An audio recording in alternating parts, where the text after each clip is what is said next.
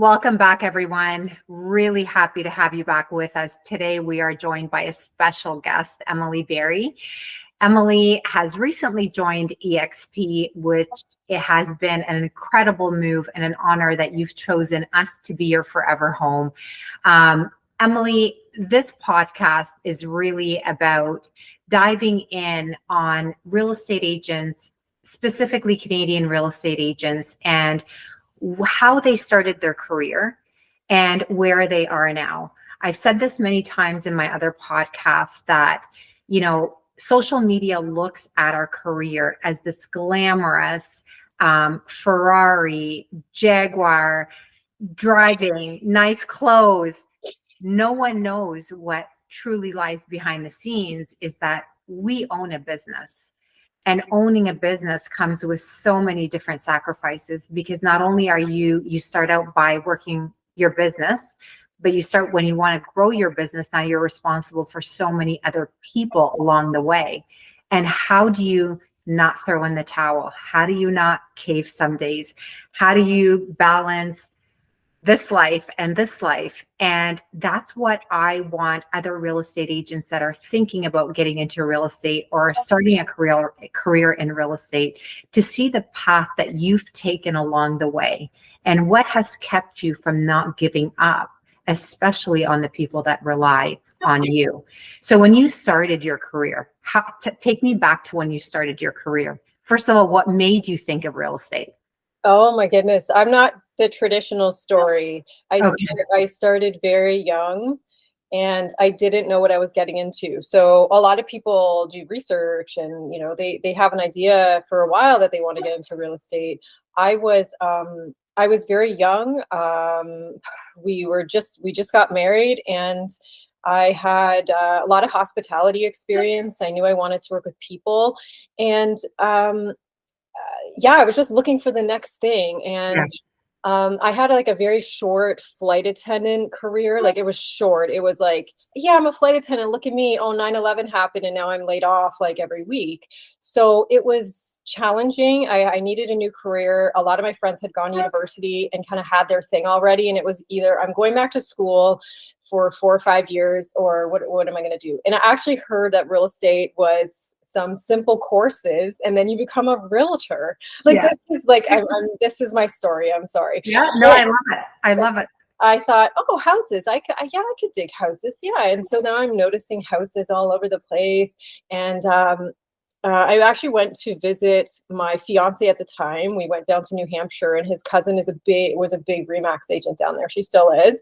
And we spent a few days with her, and she was a realtor, and she was watching TV with us and going shopping with us. And every once in a while she'd say, hold on a second. And she'd be on her phone, and then she'd come back and be like, yeah, I just closed a deal. I just sold a house. And I'm just like, what is this magical job you have?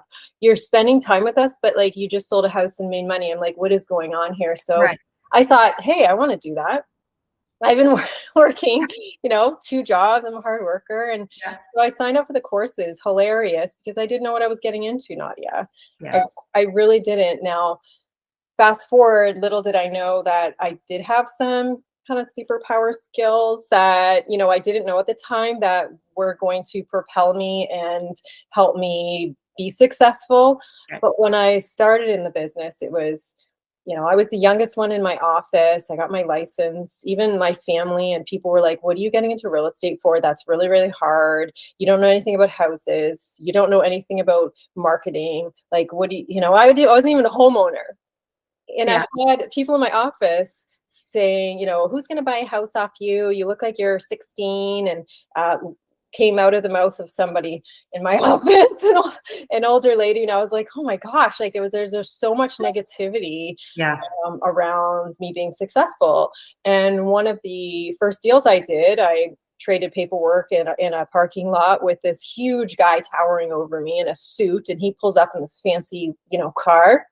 Yeah. Here's me in my little putt car, I'm waitressing on the side to make ends meet, and I'm trying to sell houses, and we exchanged, because that's what we did in the old days, belly to belly, like, let's negotiate. Yeah. And he was very polite to me, and he said, this was lovely dealing with you. You were a pleasure. Great job. Like, talked to me kind of like I was a kid, and said, but I just, if I can give you some friendly advice, probably not the business for you.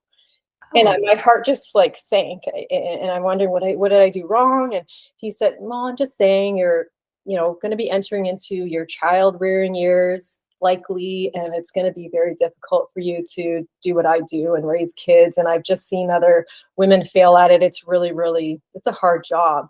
And just crushed me. And it wow. made me more angry than crushed me, though. And I think I drove home, and after a little crying fest, I thought, I'll show you. Like I always had that I always went for like tough jobs or something. Anyone told me I couldn't do, I would try to do it just to And prove. it was kind of like the motivation that you needed, right? That, you know what? Especially, Yeah, you tell me that I can't do it. I'm going to show you that I can. yeah, I was raised by a single mother who worked like, a million jobs, went to school. Like she was tough as nails. And she just, I had this thing too about like a man telling me I couldn't do something. It just didn't Yeah. go very well with me. Yeah. So, yeah, and then surprise, surprise, we got pregnant right after the wedding, which is not in the cards. So now I'm pregnant, and my husband's in school, having no income from his side, and we're relying on me. And I'm waitressing, and I'm starting a career in real estate. Right. But it just was this.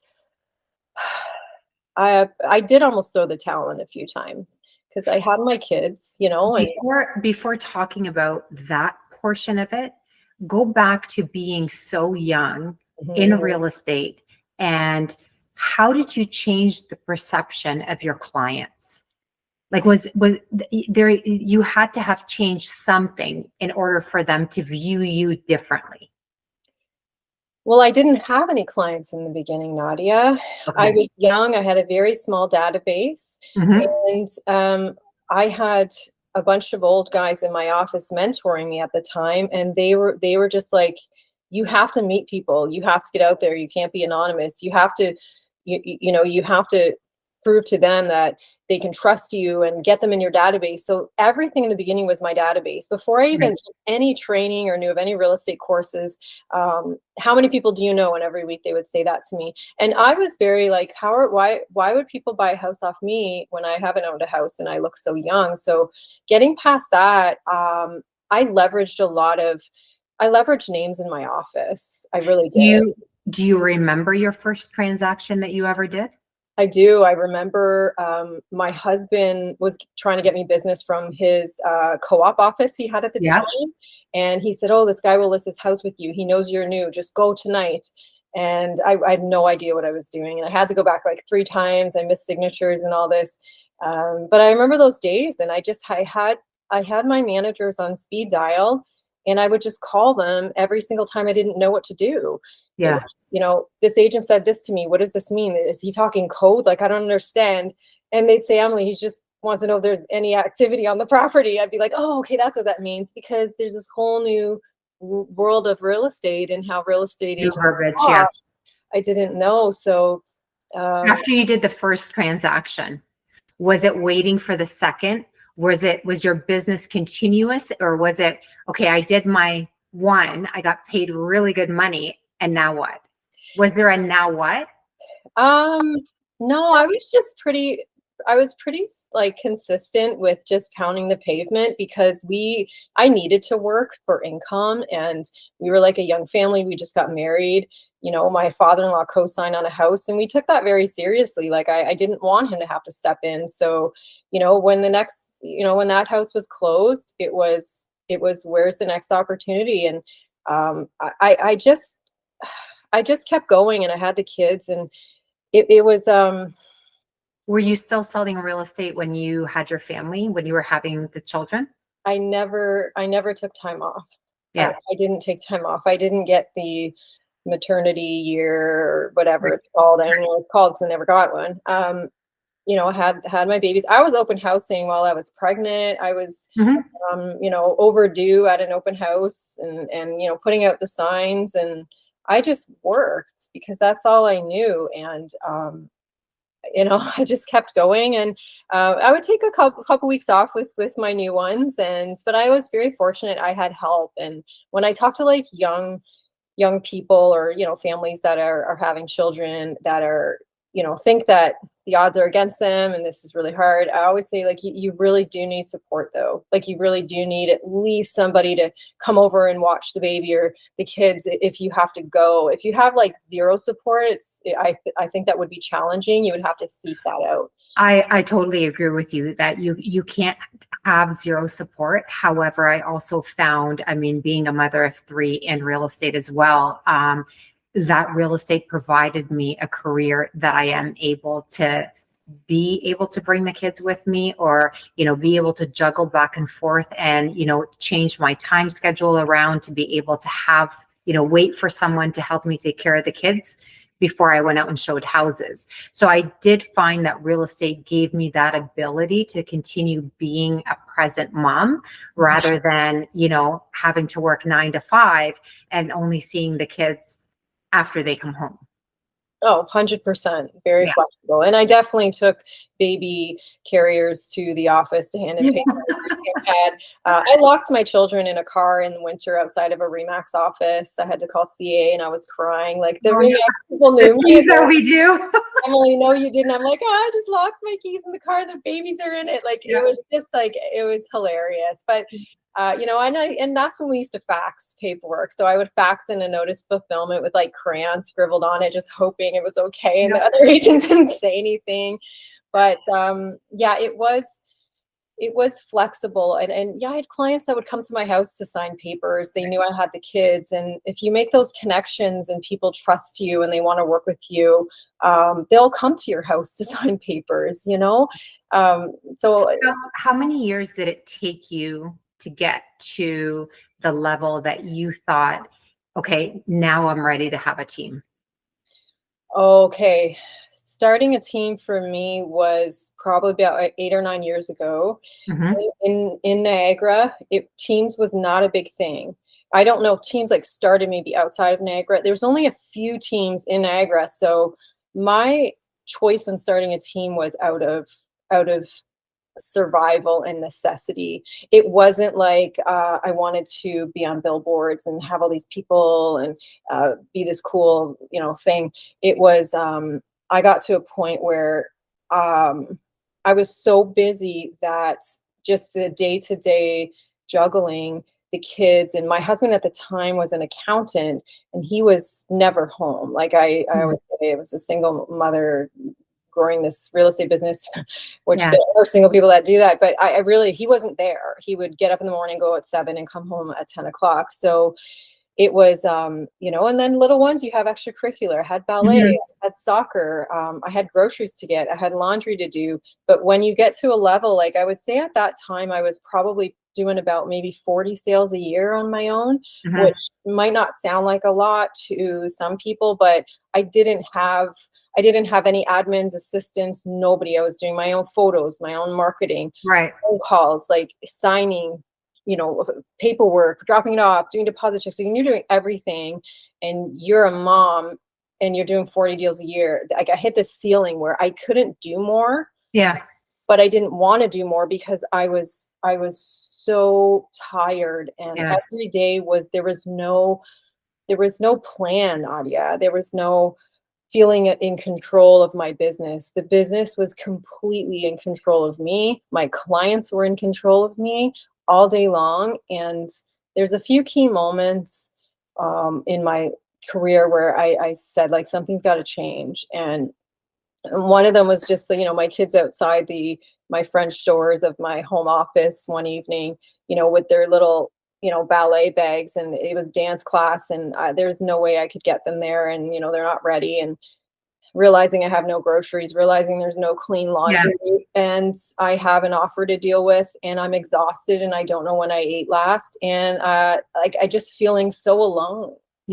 Control. And I remember one day calling my husband at work, just like it broke down, and he was like, "What do you need?" And I didn't know what I needed. You're just so overwhelmed. You just don't know. From the outside, like everyone was like, "Oh, you're doing," like, "Wow, look at you! I see you everywhere on your videos. Oh, you're doing great, and top producer, and what a success you are," and all of this from the outside. And on the inside, I was completely dying inside. I felt like a failure as a mother, felt like a failure as a wife, as a homemaker, as like, I just wasn't feeling that success. Yeah. It didn't matter all the money coming in. It was just No. like, I'm dying inside and something bad is going to happen. Like, Yeah. Money's not going to bring you the happiness. And it's no, a pivotal moment where it's, I either make this change or I am going to break. our bodies will tell us. Oh yeah. They'll decide for us. And Yeah. that happened to me. It happened to me, but at the time it was like, what do you need? And I remember my father-in-law coming over and my husband leaving work and just sitting there going like, well, how can we help you? And at the time I said, well, I need a nanny. I don't know. I need someone here. And that worked temporarily, but it didn't fix my business problems. It didn't fix, leveraging and the service I was giving people. It's just my children were being better taken care of. Yeah. For getting baths at night and, that kind of thing. But when I knew I needed a buyer agent, that's how it started. And then around that time, my husband, Joe, he was an accountant and he never really loved being an accountant. And he had a tragedy with his family. There was a death in his family, and it was really, really a terrible time for his family. And it was one of those moments we just said, like, you're not going back. Like I said, you're not going back to work. You're going to work with me. We've always joked about this, but I need you. Let's do this together. He's a tax accountant, so he did a quick spreadsheet on how we could spread our taxes and kind of make about the same. And I was like, okay, done. You got me sold. Let's do this. So buyer agent, and it's so funny because I really thought I was going to lose money that way. I thought I was going to lose money by handing my buyers off to a buyer agent. I think a lot of agents, it's fear. As they start, a lot of them feel that way as their business starts to grow. And me having to talk to them, it's, well, I can't hire an admin because that's going to cost me this much. I can't hire a buyer agent. It's going to cost me this much. I can't hire a seller agent. However, I'm going to leave it to you to say of how much your business grows when you decide to add more to your team. It's incredible. I had to trust, I had to take that leap of faith because my well-being, my physical, mental health, my mental health, and my family, I had to say, like, it's more important than my job. Mm-hmm. And, I do see a lot, and I've definitely coached and mentored some individuals that they have control issues. They cannot give their clients to somebody else. Oh, no one can do as good of a job as I can. What if somebody messes up? What if there's a mistake in the paperwork? It reflects me. What if this? And I always say to them, but what if your body tells you shut down? It happened to me, and you think it won't happen, but when you're going, you're actually giving less quality of service to those clients is what you're doing. Agreed. But it's not worth it at the end. It's not worth it. It's like we have these children for this snapshot, this time, and we think it's so long, but it's not. My oldest is going to university in September. It's like, what happened? I just blinked and she's leaving my house, Yeah. So I said, whatever consequences, I have to do this. And I took all my clients and I took my buyers in half and I went like this, and I did a trade-off and I did a nice handover. And that year I more than doubled my income that first year. See, that's amazing. It's amazing though, and it's great that you were able to evaluate where your life was.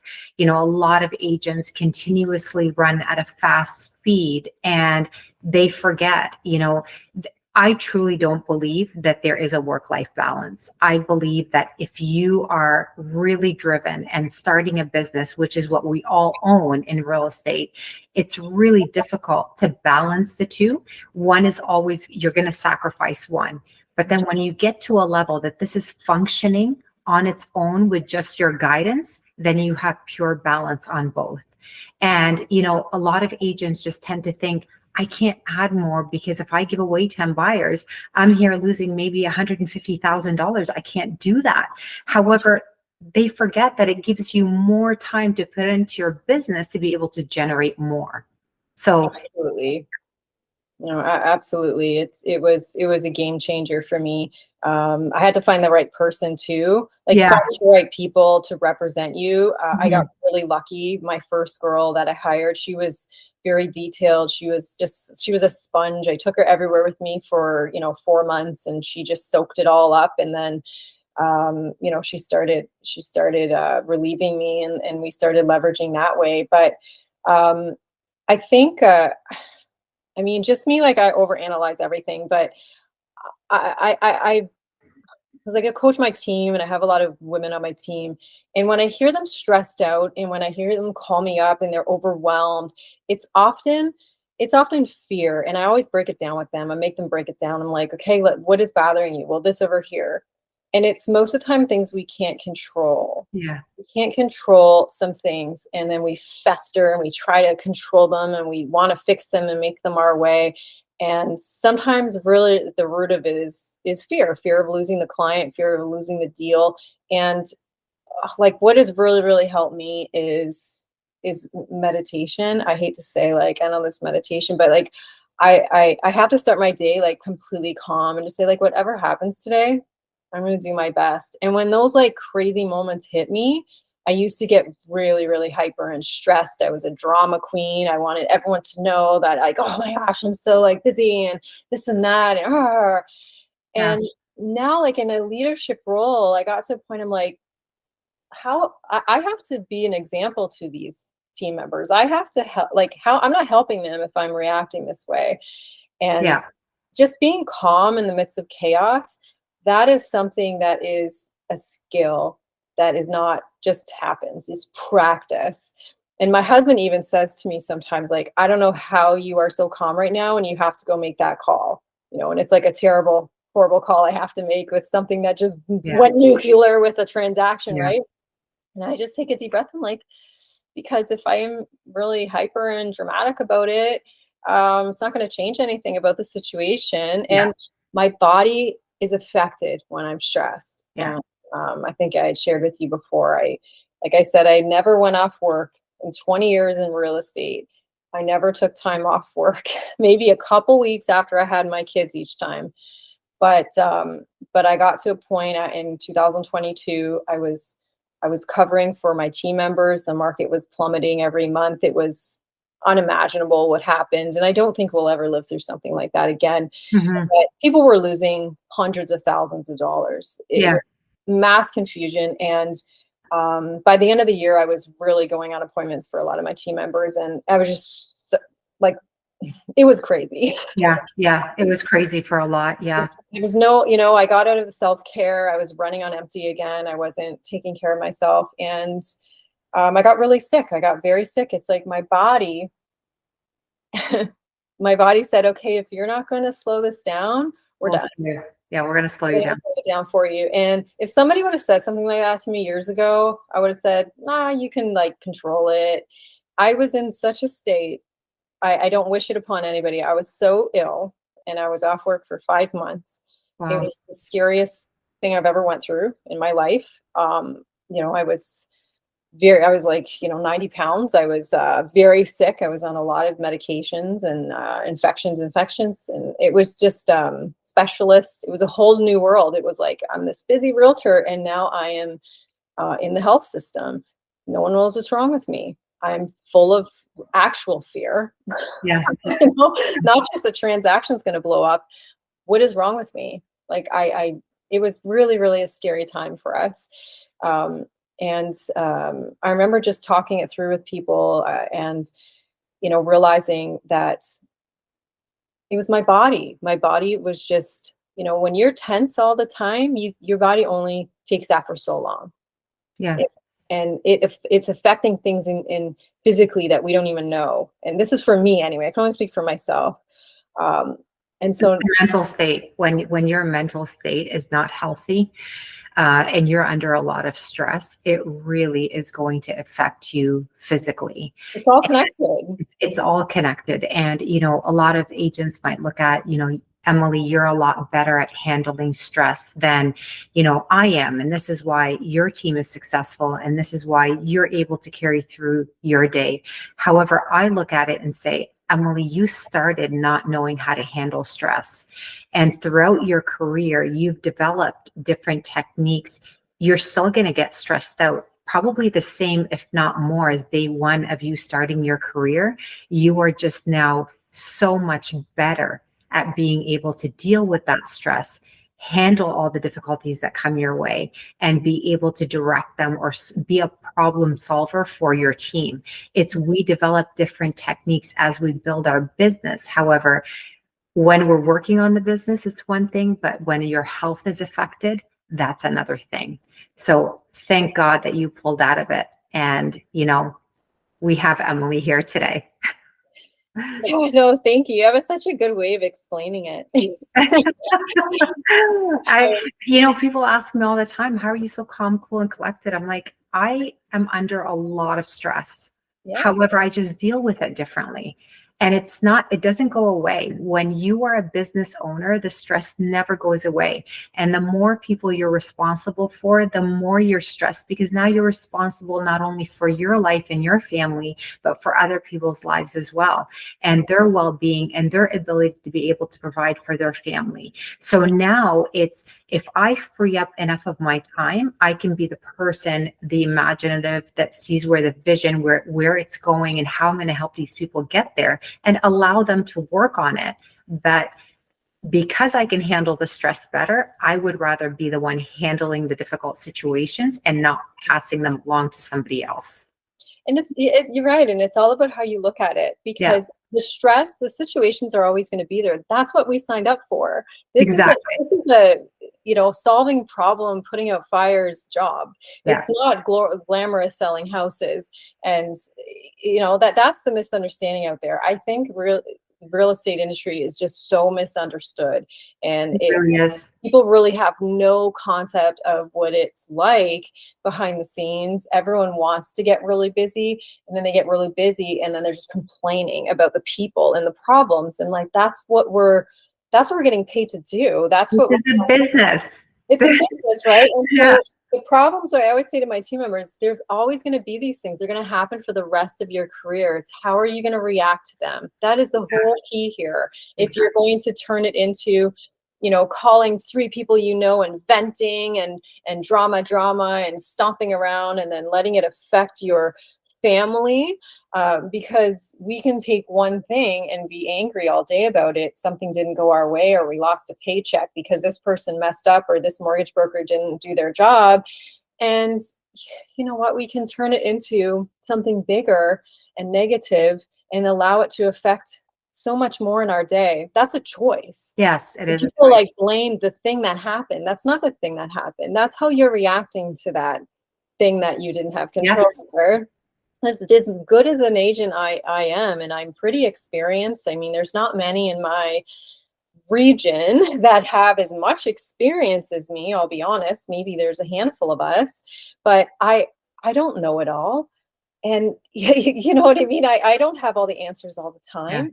This is a constantly changing industry. And it really is. With that, and if I look at it like an exciting kind of adventure, like when things happen now, my husband's like, oh my gosh, and everyone, and I'm just like, okay, let's see what the situation is now. And I'm very good at getting on the phone and doing research and calling the lawyers and pushing for, communication is what this whole job is about. If you're not good at communicating with people, I don't care how many contacts I don't care how many diplomas you have. It doesn't matter. Communication is definitely key. And I mean, we look at the filtering of agents that are coming into the industry. When 8 out of 10 drop out within the first 2 years, this is again, going back to the perception of people look at it as it's a very easy career. You go to school for 6-9 months. You get your certification to be able to sell real estate. It's easy money. People dress nice. They drive nice cars. But behind these closed doors is you are running a business, and it is not an easy business to run, because you're not the only person involved. You've got the mortgage brokers, you've got the appraisals, you've got the home inspectors, you've got the brokers, you've got so many people involved all the time that you have to manage. So if you could give one piece of advice, Emily, to agents coming into this business, especially younger agents or the younger generation coming into real estate, what would that be? You know what I'm saying? They're focusing too much on, I think there's too much information out there. Now that we have technology, there's TikTok videos, and you Google, how do I grow a real estate business? And there's like thousands of landing pages and all these different ideas and platforms and, 80-20 this and 5 steps to become successful. And I think it's just too much information. It's like Netflix, we used to get there was a movie on when we were a kid and we got excited to watch it after dinner. We didn't even know what it was. It was a movie. Now there's like 1,000 and we can't pick. It's just too much. Yeah. What they're not focusing on is the nitty gritty, pound the pavements, work all day until you get a lead, get an appointment, get in front of people, get the houses sold, get them in a database and start nurturing them. That's all I did, because for the first 12 years of my career, I did not have fancy follow-up boss. I did not have KB Core. I did not have anything. I had nothing except a spreadsheet on my laptop, which was old. And that's all I had, Nadia. So you don't need all of this fluffy stuff. It's like, who do you know? How many people are in there? And anybody. I trained years ago because I used to train at my last brokerage, and I used to teach these classes and hammer these new agents with the database. How many people do you have in there? How many people do you know? You need more. And I'd give them these activities to see who they're missing in there. And then when you get everybody now you got to qualify them, and you have to call them, and you have to say to them, like, I'm in real estate, and educate them on referring you. Why should they refer you if you're brand new? Right. Yeah. You never sold a house. So you have to leverage names and who your mentor is. Maybe you got to get creative there. And I would run into them a few years later, and I still do today. And they're like, oh, do you have any advice for me? I'm in my 4th year, and, I just can't seem to sell more than like 4 houses a year, and I'm about to throw the towel in and all this. And it's like, how did you do with that database? And they never did it. So you got to run around, and it's a lot of hard work, and you got to outwork other people in your office, and stop getting distracted with all of the blue cars and all of these lead gen systems and this and that, because the digital leads that you can purchase, they are, this person's going to say, oh, we got the best quality over here, and we screen them over here. It's belly to belly business. That's exactly that. It always will be. And I just think that's what I see is they don't realize what they signed up for, because you did not get into the business to sell houses. You got into business to lead gen and to build relationships that eventually you earn their trust. You plant seeds in their head so many times a year. Yes, I didn't even develop a touch system until I was probably 13, 14 years in the business. I didn't really know I had one already, because just on my own, I used to say, okay, like my people need to hear from me. What should I do? A spring newsletter. Okay, I'll write a little update, and I would send in the mail. Okay, what else? I would do little campaigns, and call, and social media was a new thing then. Facebook. Well, this Facebook, I'm going to get all these people and reconnect with people from high school, and I'm going to get them all in my database. And now, like, I'll talk to somebody. How many people do you have in your database? Oh, about 40. Okay, how many friends on Facebook do you have? They're just like, 800. Okay, so what's the disconnect here? Are we afraid to tell people we're in real estate? Are we ashamed? We don't want to be, pushy, but we're in sales. Well, the thing is I always advise them is don't start your real estate career without building that foundation. And that foundation is just back to the basics. Back to the basics is take out all the noise around you, the social media, and go back to pick up the phone and actually ask for the business. And if they're not going to give you the business now or in future, then they should not be part of your database. You should focus on others. But see, I get the opposite. They say to me, well, I have 1,500 friends on Facebook. I'm definitely going to get sales from that. Really? No, probably not. So, it's always focus on the foundation of the business. Once you build that foundation and the repetitive action steps to take in order to build that business, then you're set for life. But it's when you start off on the wrong foot and all you do is chase that next lead that's online and not have a database that houses, you know, these clients that you have or this network that you have that keeps you constantly in touch with them. You're always spinning your wheels. You're never going to be able to move away from that foundation. So, yeah. One of the other things too, I think I would say to a new agent, and it's big, and I don't think it's talked about enough, is mentorship. And I think there's not enough. It's this kind of circle, like the agents you want to learn from that actually have the good stuff are really busy. So it's like they don't have the time to really sit down all day long and train you. So like, how do you get it from them, right? Yeah. How do you extract that information from a moving object? Yeah, and that's one thing I think when I was at my last brokerage, I was the head trainer there, and I had so much road experience and so much deal experience that I just downloaded it to these new agents every week in multiple classes, and they just soaked it. So the smart ones that were there, they soaked it up and they took notes because they knew I knew what I was talking about. I was giving them tips and tricks, but it's hard to find a mentor. It's hard to, like, one thing I hear new agents say is, I'd love to go on appointments with you. I'd love to go see how you conduct a listing presentation or a buyer presentation. That stuff is hard to get like one-on-one shadowing on. Very. But there's also YouTube now. Like there's so much online to learn from. But if you're determined, you'll find, you know, if you're determined to learn something, you'll pound the pavement until you know it. Yeah, you'll find a way. Definitely. Emily, thank you so much for taking the time out of your day. Definitely an interesting journey that you've been on. I've learned a lot about you today. So thank you for taking the time and spending it with us and giving back to agents that are thinking about, you know, starting a team, or, you know, people that are thinking about getting into real estate, and just giving them that extra push on what they need and what to expect when they get into real estate. I really appreciate you for being on today. No, thank you for having me on, Nadia. It's my pleasure. Hope to see you soon. Have a great day. You too. Bye now. Okay.